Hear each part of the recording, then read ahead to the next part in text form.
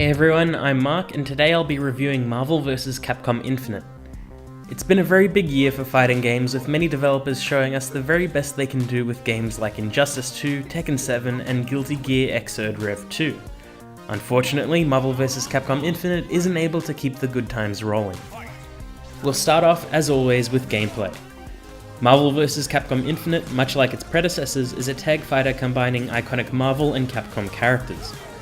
It's always been very over the top and never took itself too seriously in anything other than gameplay.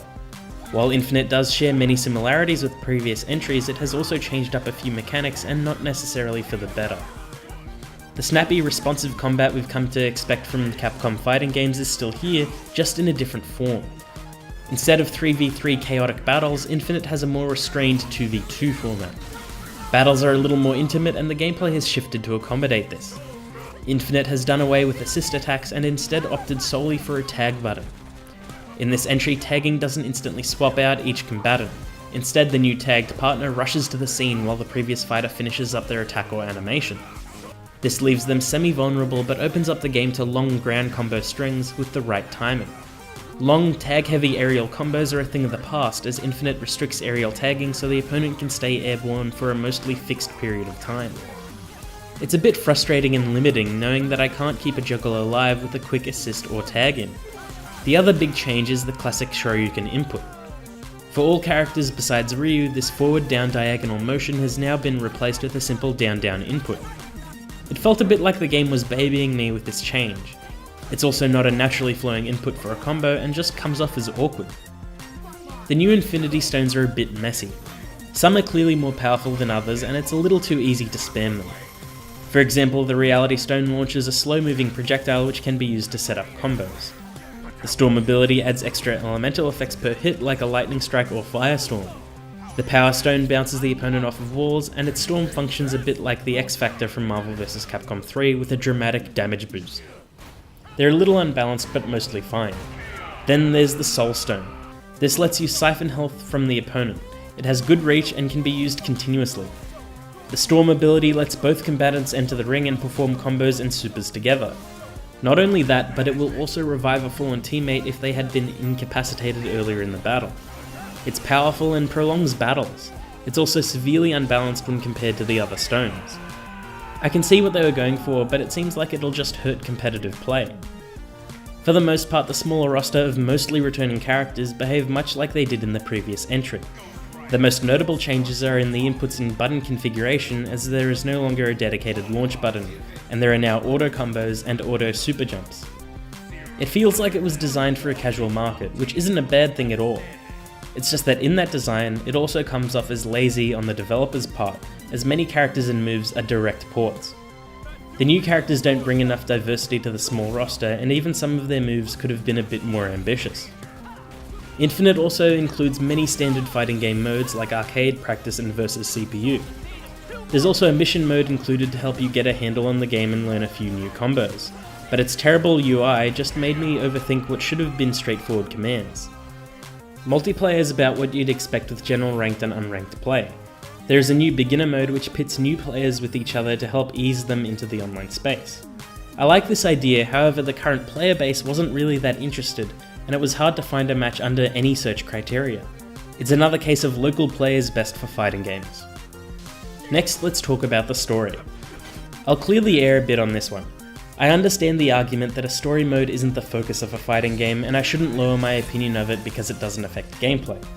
While that is somewhat valid, I feel that if the developers include a feature, then it's just as vital as any other part of the whole, and they should try to make it as good as possible. Infinite does not tell a good story. There are kernels of something usable, but it all comes off as cliché or wasted.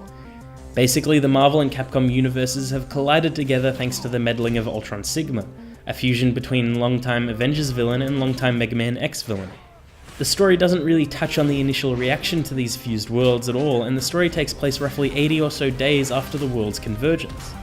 From there, it's a grab bag of different short-lived arcs inspired by classic Marvel comics. The Marvel and Capcom characters are already familiar with each other, and the player just needs to accept that, which feels like a giant missed opportunity for some great character interactions. One of the best ideas the story had was the combination of iconic locations and organizations, like Aimbrella and the Dark Kingdom. Infinite's story also takes itself a little too seriously for what could be a really fun tongue-in-cheek kind of experience like we got from characters' arcade endings in previous titles. The story also not so subtly sets itself up for a sequel, which is a little annoying considering the game just came out and the new story mode needed to prove itself. Now let's talk about presentation. Marvel vs Capcom Infinite is not the best looking game out there. For a fighting game that's usually fine, but the real issue is that it lacks character. For example, Marvel vs Capcom 3 wasn't the best looking game either, but it had a stylized comic book aesthetic that suited the game and characters perfectly. Here they've opted for a semi-realistic look with Unreal 4 and it comes off as cheap or underdone. Some characters look good like Jeddah or Iron Man, while others just look off. Captain America's neck is a mountain of muscle and Captain Marvel's fringe and forehead are just ugly. During gameplay it's less noticeable, but during the story mode it's hard not to see it. The stages are actually pretty well detailed and have a nice best of both worlds sort of vibe. The menus and text look rushed by comparison and it lacks the flair and charm of other fighters. It might seem like a small complaint, but it's normally something you don't notice if it's done well. Many returning characters share the same move list from 3 and this includes their hyper combos. These moves looked great in 3 thanks to the game engine, but here they look strange or outdated. For example, Ghost Rider's level 3 hyper combo removed the zoom-in camera, making for a very awkward stare. The soundtrack is hit or miss with how much you like techno dubstep remixes. Some work well while others don't really feel like they belong. The voice work for the Marvel characters is mostly good, with many cartoon voices reprising their roles. The Capcom side uses many of the same voices they've had over the years, which is fine if you're used to them. However, there is no option for changing the dialogue to Japanese audio, which is a feature I use quite frequently in Capcom fighters. This is the same case globally, as they just didn't record a Japanese audio track despite it being a Japanese game. There is fun to be had here, it's just not up to par. There's mission mode, extra colours to unlock for each character, and upcoming DLC fighters, but I don't think that's enough to hold the interest of new or casual fans. It'll have a competitive following because of its pedigree, but I just don't see it having the sort of impact the previous titles had. It's disappointing because Marvel vs Capcom is such a huge part of my past with fighting games. I feel like Capcom is slowly slipping away from what made them great in the first place, and this doesn't fill me with confidence. It feels rushed, and for a competitive fighting game that's the last thing you want to see. Because of that, I'd say Marvel vs Capcom Infinite deserves a wait for sale. It's probably worth a purchase somewhere down the line when it's been tweaked some more and there's a larger roster. I hope you liked that video. Stick around with GameCast for more great gaming content. You can also find more from me over at Arisen Culture and right here as part of the review team. Until next time, bye! It was a good fight.